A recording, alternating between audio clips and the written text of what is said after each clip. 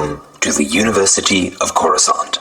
As part of your enrollment here, you have access to the attached HoloNet recording. You've selected a lecture by Dr. Sunny Ravencourt on bounty hunters. You've selected a lecture by Dr. Sunny Ravencourt on Aurra Sing. If you have any questions about this lecture or wish to contact us, please visit universityofcoruscant.com.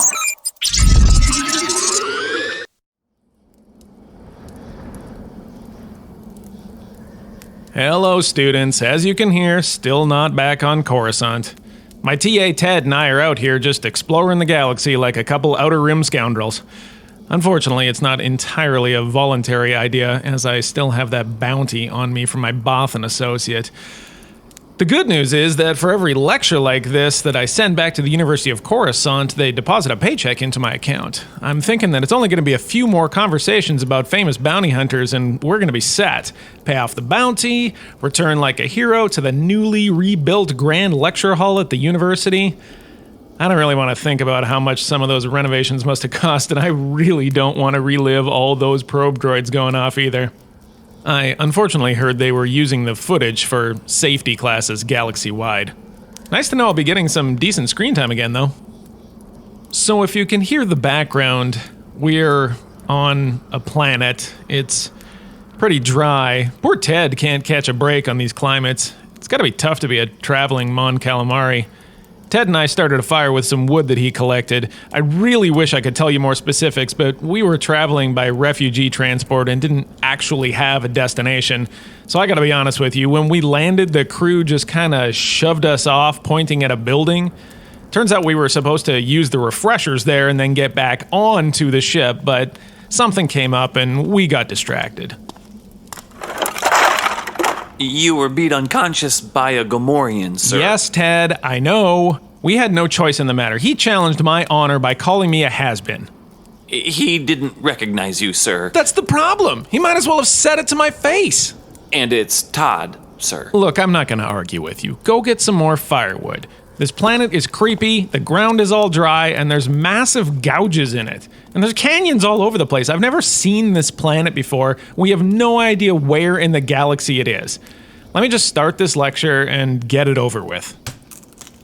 The more I put together lectures on famous bounty hunters, the more I'm seeing a pattern unfolding.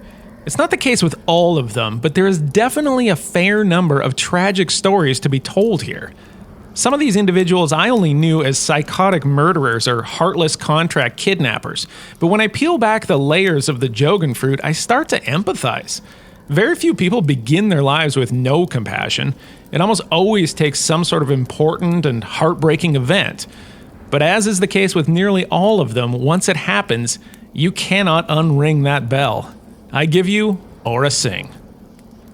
Born in the slums of Nar Shaddaa sometime around 51 BBY, Aurra Sing was the daughter of a spice addict mother and a father she never knew, so, we're already off to a really tough start here. She was a Paladuvan, which is a humanoid race. She had chalk-white skin and incredibly long fingers, twice the length of a normal human finger. I don't really know why that adaptation caught on with Paladuvan genetics, but it sure does make you look twice when you see them. They are really jarring. I can't stop looking at my little fingers just thinking about that. Her form was thin and a bit lanky, but make no mistake, she could move with an athlete's grace. Her eyes had an unmistakable black shadow around them, which was particularly stark against her white skin, but the most iconic thing about her, in my opinion, was added after she was born. A lot of Sing's biography, like so many of these bounty hunters, is clouded. Remember, these guys went off the grid for great periods of time in order to be successful. And the more information that an enemy can acquire on you, well, the more they can use it against you. What we do know about Sing is that her time on Nar Shaddaa was brief. I'm sure you remember Nar Shaddaa from previous lectures. It is a tough place to grow up and an easy place to fall in with a bad crowd. Ironically, the exact opposite happened. She was picked up by the Jedi Order for showing signs of Force sensitivity. Sing was hyper-aggressive, as you would expect, from a street urchin trying to survive in a corrupted world. The Jedi made what I would consider to be a pretty significant mistake and decided that the best teacher of this little work in progress would be a secretive Jedi master named the Dark Woman. Seriously, does that seem like a good idea to you? The Dark Woman's actual name was Anya Kuro, but she gave it up when she dedicated herself to the Force. And I mean, I can only laugh about this. You're taking a problem child and handing her over to the Dark Woman and hoping for the best. I mean, what are you doing? Well, as you could have expected, things did not turn out. I mean, Aurra Sing would be the last padawan the Dark Woman ever even attempted to teach. It was a total failure. Sing never progressed beyond Padawan, and it's pretty unclear exactly how Force-sensitive she even was. Things get really fuzzy here for a few years, but it's rumored that she gets captured by Sennex pirates on Ord Namurt, who really warp her views of the Jedi. I imagine she was pretty susceptible to influence regarding the failures of the Jedi after her experience as a Padawan. So now she's being raised as a pirate and learning new skills.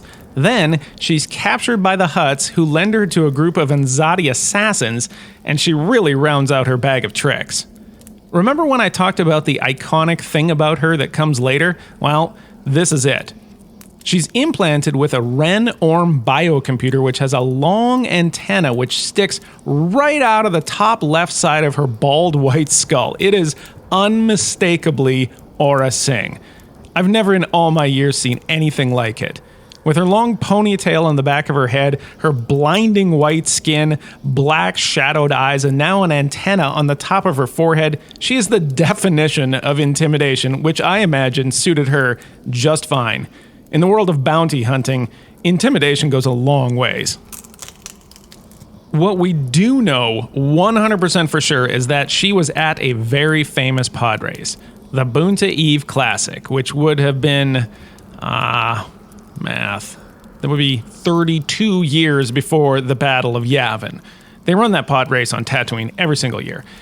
Except this year, there was a human child competing. Humans are not normally pod racers because pod racers are like swoop racers on spice. They are insanely fast. But if you happen to be one of the most talented Force users of all time, well, you can hang. That human was a preteen Anakin Skywalker who won the whole thing, by the way. But back to Aurra Sing. She's at that race. The question is why? A police inspector caught some holo footage of her collecting credits from Jabba the Hutt relatively close to the crash site of one of the competitors, Neva Key. Anyways, this bounty hunter is really hard to pin down, so the thought of her pulling a job in the same place that Anakin Skywalker won a historic pod race and took his first steps towards Jedihood, well, that's just too good a story to pass up. One of Sing's defining traits was her hatred of the Jedi. Now, this undoubtedly came from her failed training at the hands of the Dark Woman. Whenever Sing got a chance, she happily jumped at the opportunity to work against them, and she had a lot of opportunities.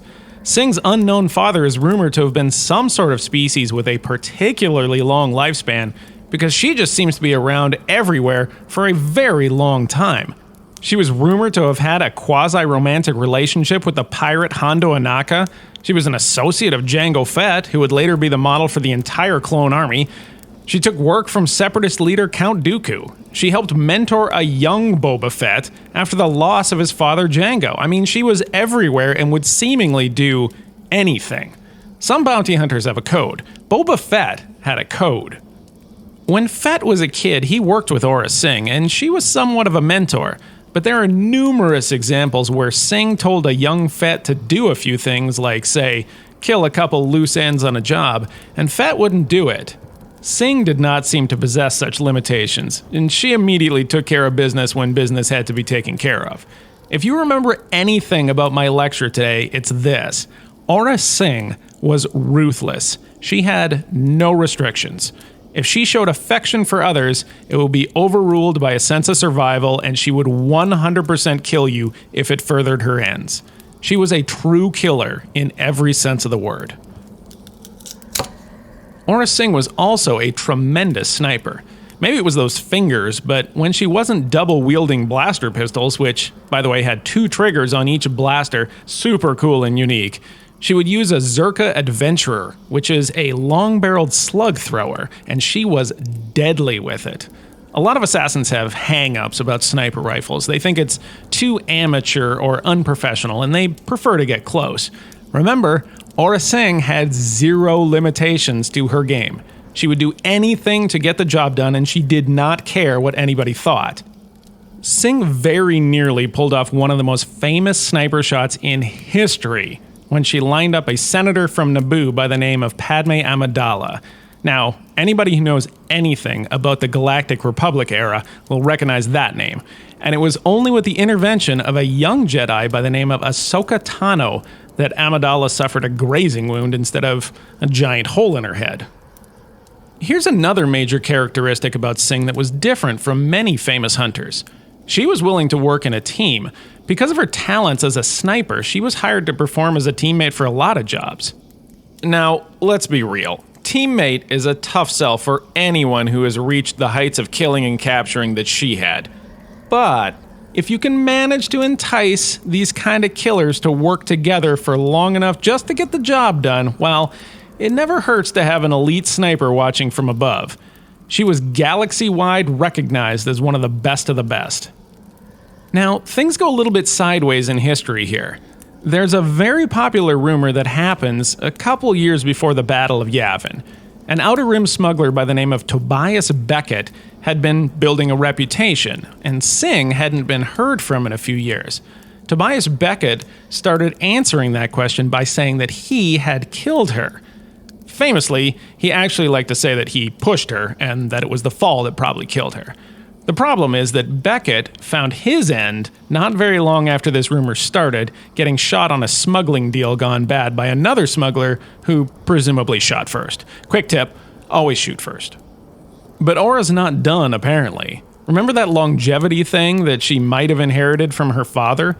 Well, she pops up in testimonials a bunch more times, almost always hunting Jedi too.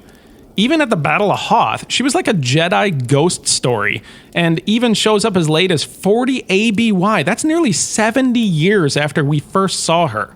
Now, who knows if this is actually her, but the point is that she was so feared that people seemed to see her and her chalk white skin everywhere. That's the level of impact that she had on the galaxy when she was working.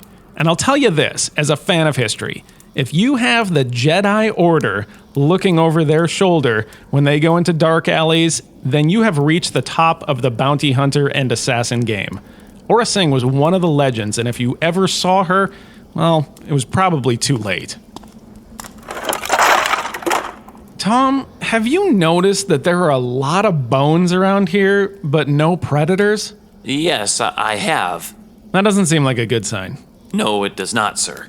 So, what do you think the odds are that we get eaten as soon as this fire goes out? They're high, sir. Very high. Yeah, that's what I was thinking too.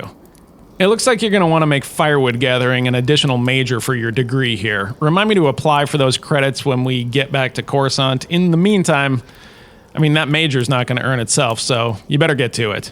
You're doing great and all that stuff.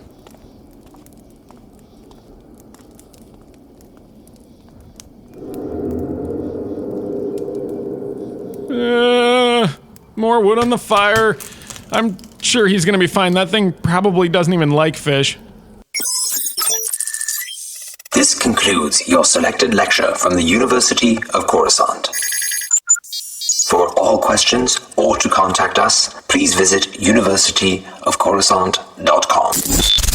Hi, this is Dr. Sonny Ravencourt, and the legal droids behind me. No, I'm not gonna say your names.